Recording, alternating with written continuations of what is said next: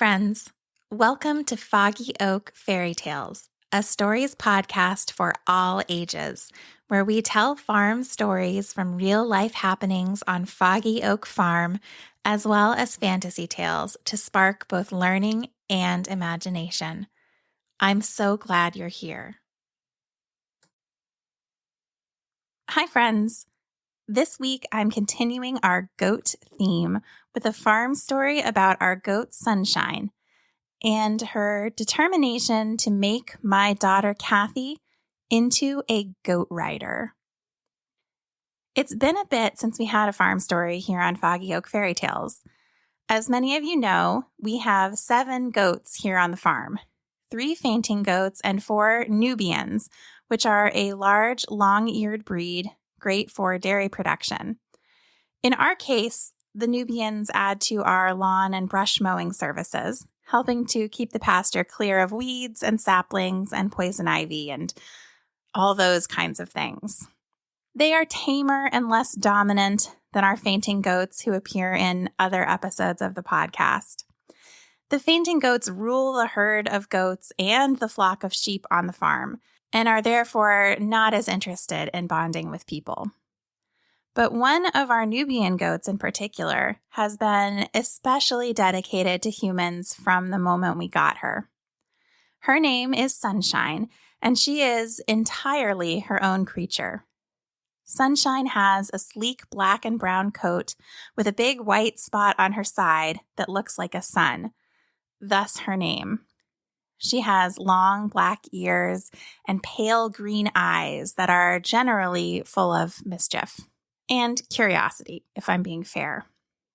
If you're standing in the pasture and she wants attention, she will start eating your shirt, or if you're sitting down, your hair. If you pull your hair or shirt back and chastise her with a firm "Sunshine," she looks at you angelically, as if completely unable to comprehend that she could ever do anything naughty. Of course, sometimes she might then go for your outstretched finger, all innocence until she gives you a little love nip. Sunshine loves being scratched behind the ears and getting pats on her side. She adores treats, and we were surprised to discover that she and several of the other goats very much enjoy a game of tag. Our daughters discovered this a while back when running around in the pasture with the goats. They were running here and running there and found that the goats would run along beside them.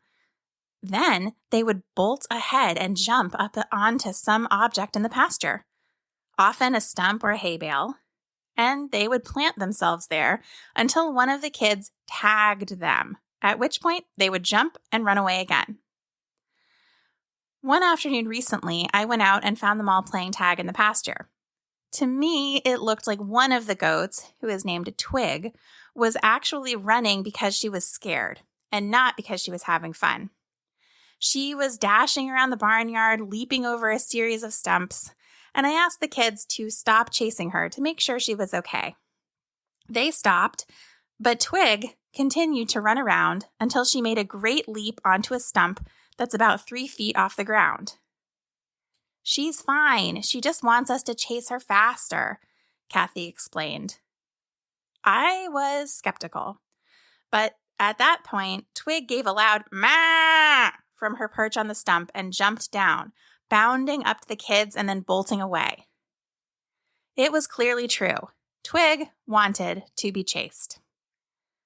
Now, Sunshine is often the instigator of these games of chase, and she really loves beating the other goats and our kids to various destinations around the pasture. This is fun for all of them, and pretty fun to watch. But over the past few months, we discovered that Sunshine was harboring a bigger dream than any of us had yet realized.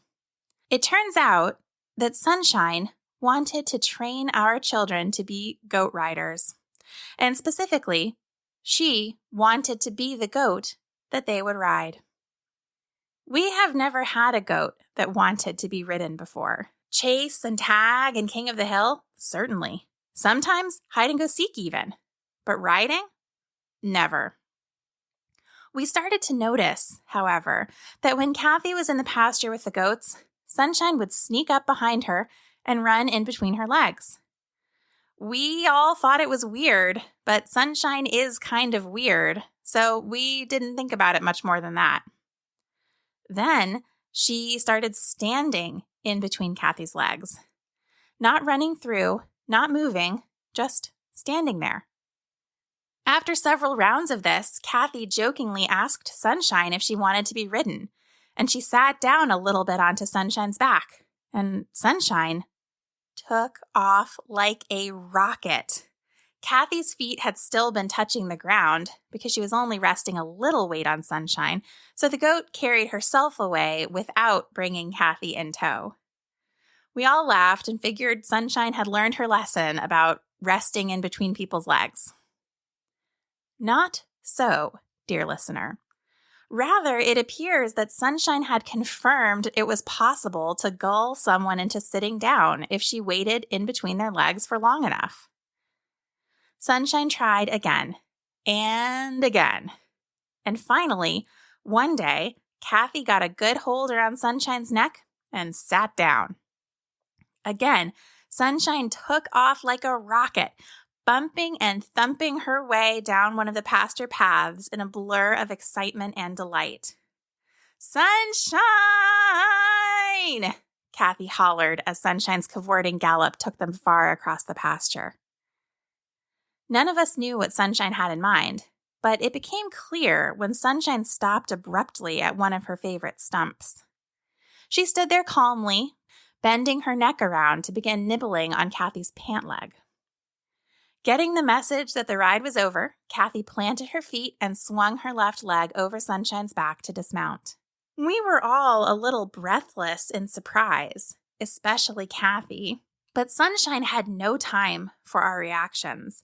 She bounced away like a ping pong ball, jumping and kicking merrily as she tried to entice Kathy to chase her. Kathy did so gladly, following Sunshine with a whoop of glee and a stampede of the other 3 Nubian goats who had been waiting, perplexed by Sunshine's wild ride. They definitely wanted in on this game, which they recognized. And that's roughly how it's been for the past couple of months. When Sunshine sees Kathy coming, she looks for opportunities to run between Kathy's legs and carry her away. To be fair, Kathy now looks for those opportunities too.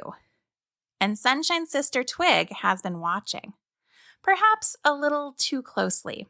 She has started going between legs now and has offered Kathy a couple of dizzying rides on her own back. Twig is still learning to calibrate her pace, we think.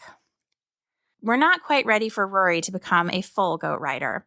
She is still a little young, and Sunshine and Twig can be a little careless with speed and vigor during these bursts of equestrian enthusiasm. But it appears we're headed for having 2 goats on the farm who lure humans onto their backs, and 2 kids who are perfectly willing to be lured. In the meantime, Rory is taking goat riding lessons from Kathy, who shows her how to get on and hold on as Sunshine trots along, or sometimes bolts. It's good to take lessons instead of trying to start by riding a galloping goat. I'll be honest, this is definitely not what we expected when we added these Nubian goats to our farm a couple of years ago. I grew up with Katahdin sheep, which are the kind of sheep we have here today, and I never had goats until we got Foggy Oak Farm. Having known hundreds of Katahdins, my assessment is they are uniformly uninterested in giving rides and are generally sweet, placid creatures who don't have 1/100th of the sneaky playfulness of goats. Thus, I had no frame of reference to expect that more than one of our goats would get the proverbial bit for being ridden between their teeth. And I almost fear what else could be lurking in those devious little brains of theirs. We've had goats on cars, goats trying to jump into other people's cars, goats escaping through the fences and walking down to Subway, goats figuring out how to jump over barn gates, goats eating all the bark off our apple trees, goats getting their heads stuck in the same spot of a fence every day for a month, goats who wrapped their horns in climbing rope, and on and on and on, but never goats that wanted to give piggyback rides. And I wouldn't recommend this to anyone else. Definitely not something to try at home.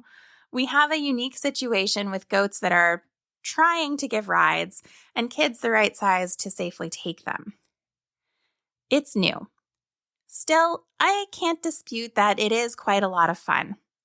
As long as the human kids don't let the goats run them into any stumps or gates or barn walls, and as long as the human kids are small enough to ride without spraining any goat backs, it appears that we can add goat rides to the things that happen for a couple of the humans here at Foggy Oak Farm. Thanks for listening. The end.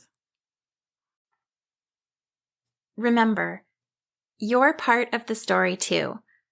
What did you think of this story? What did you imagine when you were listening? We'd love to hear your part of the story. If you and your grown-up want, you can share your thoughts or a picture you drew with our Foggy Oak podcast family. You might find it easiest to share with us on Facebook at Foggy Oak Farm, but we have lots of options on our website, foggyoakfairytales.com. You can also check out pictures from the farm and learn more about us. Thanks for being part of the story, and I hope you'll join us next week.